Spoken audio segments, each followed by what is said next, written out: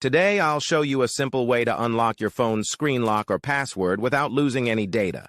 The best part? It's free and easy, even if you're not a tech expert. Just follow these steps, and you'll be able to unlock any phone hassle-free.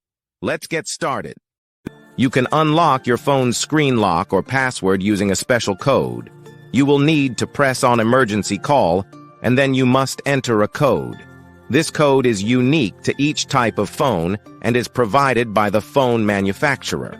In this video, we're using a code that works specifically for the type of phone we're demonstrating. Here's how you can get the code. Visit this website that provides unlock codes for free using a unique method. And that's it. Now you can unlock your phone without losing any data. See you in the next video. Bye.